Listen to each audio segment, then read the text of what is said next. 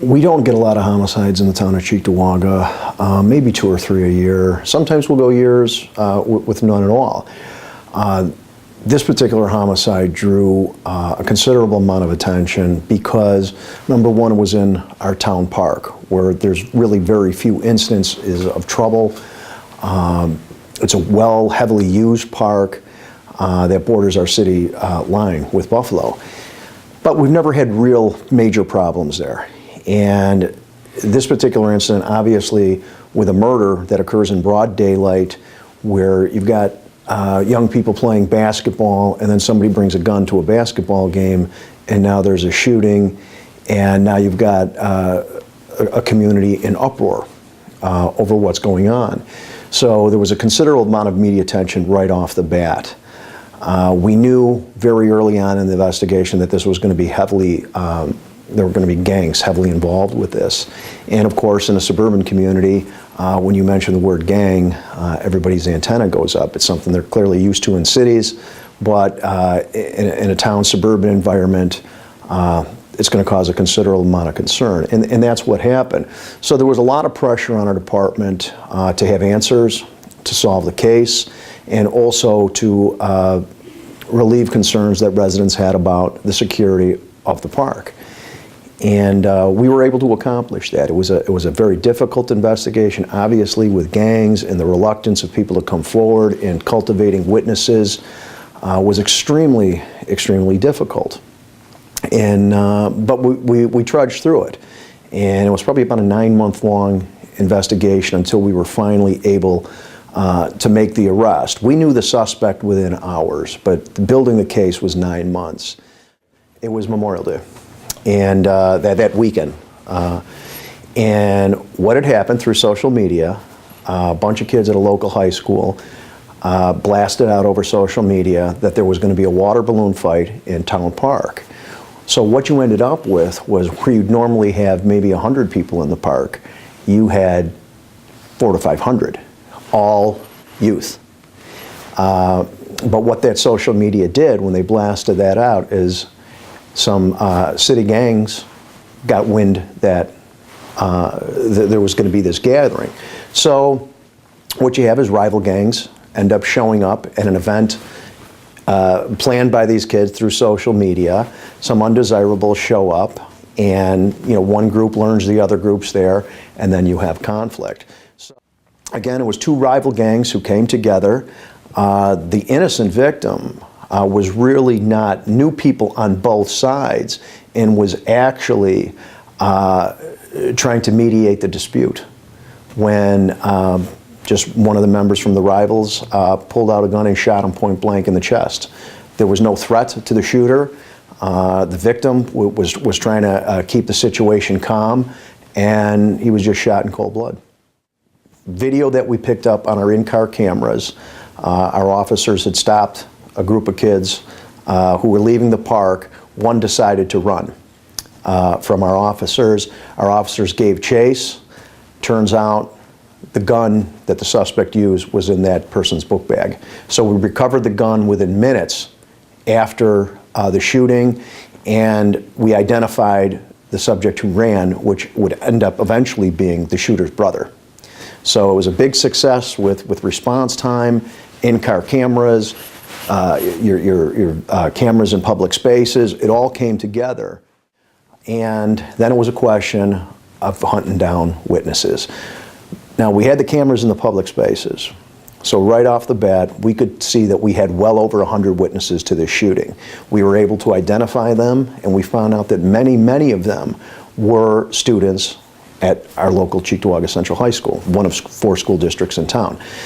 So we had a big aid right off the bat. We knew who saw it. And now it was a question, can we get those kids to talk? And we knew it was going to be tough. You're dealing with gangs. You know that's going to be a difficult, a tall order. But again, we trudged on. We were able to get a couple of these students to tell us who did the shooting. During the course of that follow-up, following the arrest, we began to intercept phone calls between the shooter that he was making to students at Cheektowaga Central High School, and then come to find out that the teachers were also getting on the phone with the accused murderer from jail, which really got the antenna of our investigators up, wondering why these teachers were having communications with this guy being held in the holding center on murder.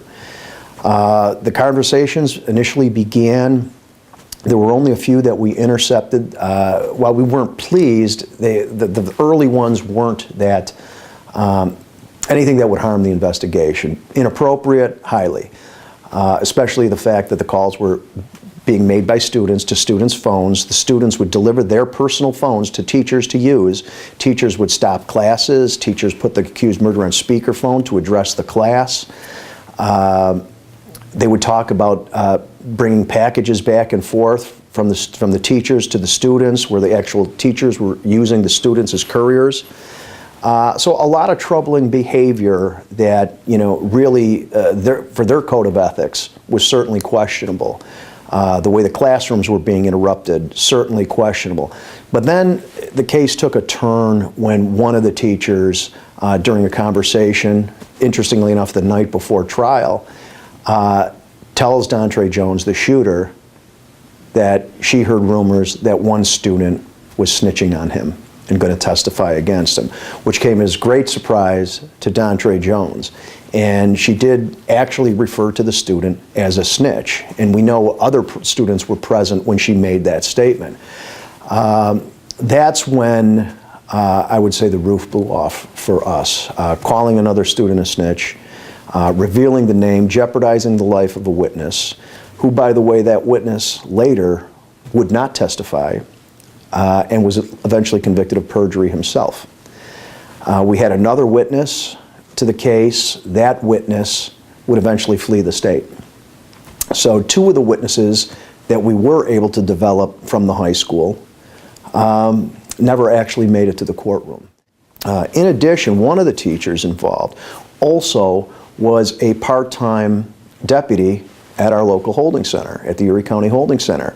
He began having a relationship with the shooter, Dontre Jones, inside the jail himself. During the course of his conversations with Dontre Jones, this teacher slash correctional officer tells Dontre Jones that there's another inmate inside the institution who's been placed on his keep-away list. Dontre assumes that the reason this person's on his keep-away list is that he's testifying against him in the homicide, when in fact this particular person that was being held and on the keep-away list was involved in a separate murder that we were investigating, who was providing us cooperation. So now you've got Dontre Jones thinks there's another guy in the institution who's testifying against him, when in fact he's testifying for us on a separate murder investigation. So two murder investigations are now in jeopardy because of the conduct of these teachers.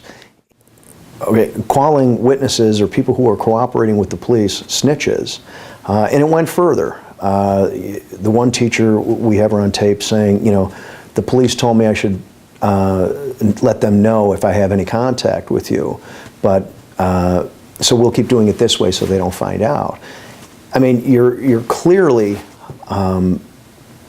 demonstrating, and there were other students present when this was said, that I'm not going to work with the police. That's the message you're sending.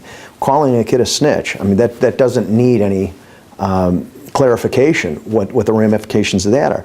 Having an accused murderer being put on speakerphone to say hello to the classroom, what is the message there? It's certainly not, there wasn't a teachable moment for them to talk about gang violence, where the gang life can bring you. He's in jail. He's in jail. That should have been the message. This is where this lifestyle will get you. Instead, the message that was being portrayed was, we're rallying around the accused murderer, who's a known gangbanger, who's been known to be in trouble before. In fact, during the course of the investigation, school administrators were expressing their frustration with us that there was no arrest coming and that they were in fear that this kid, this shooter, was still a student at the school. So while you've got the administration expressing frustration with us at the speed of our investigation, we've got faculty inside the building revealing case information to this guy. Our investigators did a fantastic job under circumstances that they should have had to deal with, but they were successful. But I made a vow to them that, you know, after the conviction, that we were going to let people know what they had to endure during this investigation, and that we were going to make it public. And rather than do 25 interviews, I said, I'm going to hold a press conference and just explain these rumors away and exactly what happened.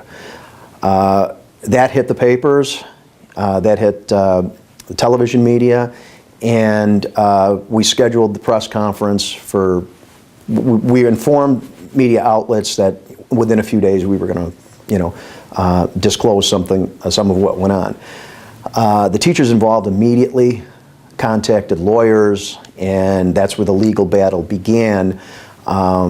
We made the media aware that we had recorded conversations and that we were going to play them for the public. When this became common knowledge, that's when the attorneys began the fight to make sure that those recordings were never heard. So for about a good two to 3 months, I battled with lawyers on both sides. You know, my town government was very supportive, my town board was very supportive, but of course they have to be worried about liability. But I have to say, my local officials, who are normally so cognizant of liability and concerned about it, said, you know what, this issue is important enough. If they're going to sue us, let them sue. But everyone has a right to know. But ultimately, we were able to get through all the legal challenges and then have our day in front of the media. And I'll tell you what a day it was. It was, we were very, very thorough with articles that we had gathered across New York State, across the country, across the world about, you know, the don't be a snitch culture that we included in our press kits. We were able to get the U.S. Attorney to come in to talk about snitching. The Erie County District Attorney's Office came in to talk about snitching. I brought in several members from the city who work in impoverished neighborhoods, who work with gangs extensively, who came in to talk about how the damage of the don't be a snitch culture affects those neighborhoods. So they were at my press conference. Because I was attacked as being a chief who abused power, 20 police chiefs showed up from Erie County in support of me and stood behind me at the podium. So it was a heck of an optic to have all these police chiefs, members of the minority community, the U.S. Attorney, the Erie County DA, all standing behind me as I delivered the facts of the investigation. I did a 2-hour reporter-only briefing where we played each tape, where I was able to put each tape in context, which was badly needed, and then went before the cameras for like another 1-hour session. So we handled it really, really well, I thought, and the overwhelming support from the community, the phone calls I received, the cards I received, getting stopped at the supermarket, feedback on our Facebook, just to our officers in general. We're being told, you know, tell the chief we said way to go, that this is something every parent should know what's going on inside the schools.